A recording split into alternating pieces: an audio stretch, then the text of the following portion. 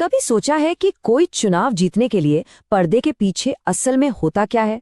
आज हम एक खुफिया पॉलिटिकल स्ट्रैटेजी डॉक्यूमेंट को परत दर परत खोलकर देखेंगे और समझेंगे कि आज के जमाने की चुनावी लड़ाइयां लड़ी और जीती कैसे जाती हैं।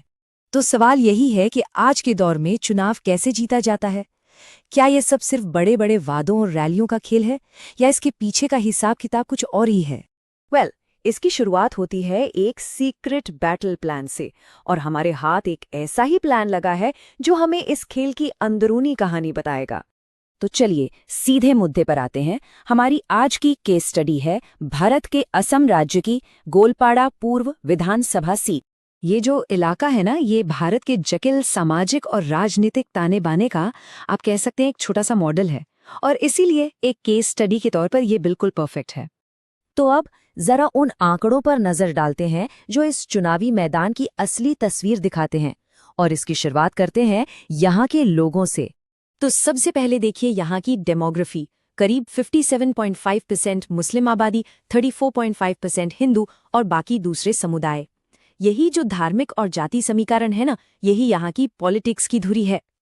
और जरा ये नंबर देखिए, 87.64%। ये 2021 के चुनाव का वोटर टर्नआउट है। मतलब यहाँ के लोग पॉलिटिक्स में कितना ज्यादा इन्वॉल्व हैं, और सोचिए कि हर एक वोट के लिए कितनी जबरदस्त खींचतान होती होगी। अब एक बात समझनी बहुत जरूरी है, ये सीट किसी भी एक पार्टी की जागीर नहीं है। इसका इतिहास बताता है कि यहाँ वोटरों की वफादारी बदलती रहती है। और इस टेबल में सबसे दिलचस्प चीज है जीत का मार्जिन। देखिए 2021 में ये 45,000 से ज्यादा था, लेकिन 2016 और 2011 में ये सिर्फ 2-2.5 हजार के आसपास था। मतलब ये सीट कितनी अनप्रेडिक्टेबल है। ये टाइमलाइन तो और भी साफ कर देती है कि ये एक टिपिकल स्विंग सीट है। देखिए पिछले 30 सालों में सत्ता कैसे कांग्रेस, एजीपी, एनसीपी और एआईयूडीएफ के बीच घूमती रही है। चलिए अब आंकड़ों से आगे बढ़ते हैं और उस एक मुद्दे की बात करते हैं जो इस चुनाव के बिल्कुल केंद्र में है, और ये एक बहुत ही गहरा मानवीय संकट है। रिपोर्ट में वोटरों की भावनाओं को इन शब्दों में समेटा गया है। यही वो एहसास है जो चुनाव का रुख किसी भी तरफ मोड़ सकता है।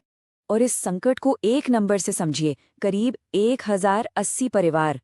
ये उन परिवारों की संख्या है जिन्हें बेघर किया गया। जब बात इतने परिवारों पर आती है तो ये सिर्फ एक आंकड़ा नहीं रह जाता, एक बहुत बड़ा और इमोशनल मुद्दा बन जाता है। पॉलिटिकल स्ट्रैटेजिस्ट क्या करते हैं, वो इन शिकायतों का एक हीट मैप बनाते हैं, ये समझने के लिए कि कौन सा मुद्दा वोटरों को सबसे ज्यादा असर कर रहा है। और यहाँ साफ है कि घर और पुनर्वास का मुद्दा सबसे बड़ा है। तो ठीक है, इतना सारा डेटा और एनालिसिस तो हो गया, पर अब इसका करते क्या है? चलिए देखते हैं कि स्ट्रैटेजिस्ट इस सब को एक मजबूत जीतने वाले प्लान में कैसे बदलते हैं। ये शब्द स्वॉट सुनने में थोड़ा टेक्निकल लगता है, पर असल में ये बहुत सीधा सा है। ये बस एक तरीका है अपनी ताकत, कमजोरी, मौकों और खतरों को एक जगह पर रखकर साफ साफ देखने का, एक तरह का स्ट्रेटेजिक नक्शा। तो ये है अंदर का विश्लेषण। किसी भी कैंपेन को ईमानदारी से देखना पड़ता है कि उम्मीदवार की ताकत क्या है, जैसे कि यहाँ एक मजबूत वोट बेस है, और कमजोरी क्या है, जैसे कि डेवलपमेंट का रिकॉर्ड अच्छा नहीं है। और अब देखते हैं बाहरी फैक्टर्स को, यानी कि ऐसे कौन से मौके हैं जिनका फायदा उठाया जा सकता है और कौन से खतरे हैं जिनसे बचना जरूरी है, जैसे कि वोटों का बंटवारा। अब आता है असली एक्शन वाला हिस्सा।